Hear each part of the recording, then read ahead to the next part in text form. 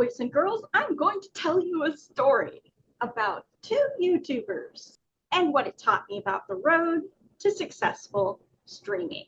In December of 2024, I set out with a goal to take my unknown, relatively obscure YouTube channel, Creating with Love, and make it go viral. Wildly optimistic, highly ambitious, but I had 15 of the 20 things every YouTuber needs to succeed. Thought I had them all. However, those 5 things I was missing, it turns out those are 90% of what make your efforts a success or condemn you to failure. And I did fail badly. I set out to start a 7-day viral video series challenge, and I could never get more than 12 people.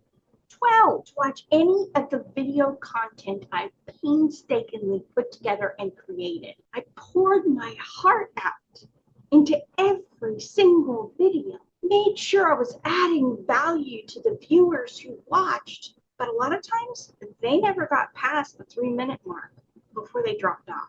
It was epic, an epic failure. Rather than the epic success I'd hoped to achieve.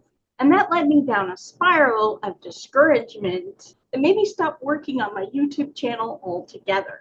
I wondered if I had anything of value to add to the conversation, or if what I did or said mattered at all.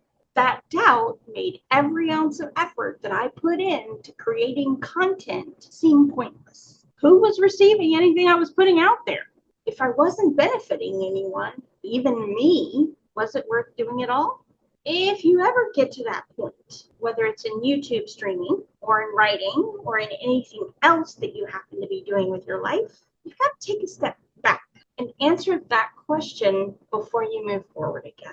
It's part of the process of becoming the person you've got to be in order to succeed. And I wrote an article about that on my Substack, which I'll link to below if you're interested.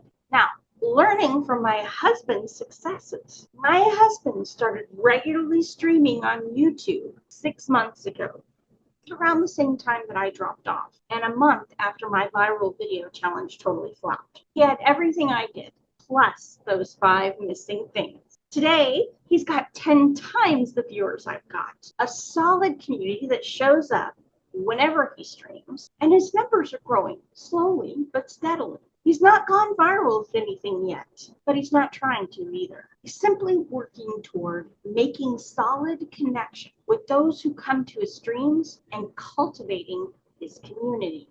I'm competitive by nature, so my ego was a bit bruised by his success in the face of my failures. But I love him, and I'm happy, beyond happy, to see him succeed, because what I know is that what he's doing with his channel is bigger than me. It's about addressing the mental health challenges that tripped him up for as long as we've known each other, with metal and music in a way that brings people together. He offers them something real in a world that encourages fake faces and superficial connection. And his audience is loving it. You can join his streams by visiting his YouTube channel, which I'll also link to below. Now, here are the 5 main things that I was missing that he had and I didn't. It's not helpful to you if I mention that there were 5 things, but I don't bring them into this discussion because they are huge. You can have all the rest. I did. But if you're missing these, you're not going far. I'll share what they are and why they matter. And the first is connection. Without this, you don't have anybody who's going to watch what you put out there. Nobody knows you. Nobody knows why they should show up. And nobody knows why they should care that you show up. It's a huge part of the package when you're getting started, and an even bigger part of it as you grow. In fact, the bigger you grow, the more connections you need to be sure you're forming. The second was community. Now, long before you hit that first go live button or release that first video, join an active community of the kind of people you intend to serve with your YouTube channel content. Don't just show up and chat. Anybody can do that. Plenty of people do. Show up with a sincere intention to serve the people around you. And why, you might ask? Good question. Because 80 to 90% of people in any given community are there to get something and not to give it. If you will show up to serve, you will automatically set yourself apart from the other 90%. You will become somebody who gets noticed. And you won't have to fight for attention. People will naturally gravitate toward you because of the service you're giving the other. 3, consistency. I'm terrible about this. I'll be the first to admit to it. My husband has a way better track record of showing up consistently. Now, if nobody knows when you're going to show up or whether you're going to show up, nobody's going to wait around to see if it happens. They've got better things to do with their time. And if they don't know how you're going to show up every time you do, well, they don't know if they should show up because what you offer might not be what they want. After all, they've got precious time they are giving you every time they show up. And they've got way better things to do with their time than gamble on you. Consistency, not only in how you show up,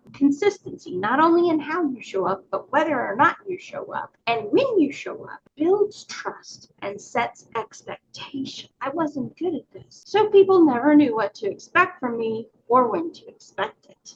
4th is collaboration. Doing things on your own is cool, but it's not going to help you expand your channel. You expand by doing collaborative work with other creators, both the big ones and the little bitty ones, offering them something for their audience that they can't. Not as competitors, but as cooperators. It goes back to that service thing that I talked about. Be willing to serve. And the 5th is patience. I wanted results right away, but YouTube growth isn't built that. YouTube algorithm isn't built to give you that. It's built to honor longer-term commitment, an investment that may take months or even years to pay off. For every streamer you see that seems to have grown up overnight, you're not seeing all the years they put into getting where they are. Planting seeds of service offline or in other people's communities in order to build up the support required to pull that off. If you want to grow a YouTube channel to the point where it can give you that viral success you desire, it's going to take patience and consistent effort to build it, along with the 4 other things you need. Now, if you've got all of these and you're still not seeing success, these are the top 5 things that you need, but they only work if you've got the other 15 things. In my next video, 15 things you need to succeed as a YouTube streamer. I'll talk about those. Most of them require no money, just the determination, the effort, and the investment needed to find ways around the money problem if that's the hurdle stopping you. And above all, some advice from my husband: be willing to embrace the suck, because a lot of YouTube streaming success is going to suck behind the scenes until it starts publicly working. And that's the part few people will tell you. Now, if you're a YouTube streamer and you've spent years in the trenches building up your channel, getting those followers and subscribers, comment below if you feel like I was on point with what I said. And if you don't agree with it, I want to hear that too, because I'd love to learn from you. Now, if you're a little guy whose channel is even smaller than mine, and I know there are a few of you out there, comment too. Tell me what you'd like to learn. Tell me what you'd like to know. Tell me if this helped you, because that's my goal with Creating with Love. Creating stuff that helps you get where you want to be so that your messages get to the people who need them most. And after all, we can do this all with a whole lot of love. Thanks for watching. Have a blessed day.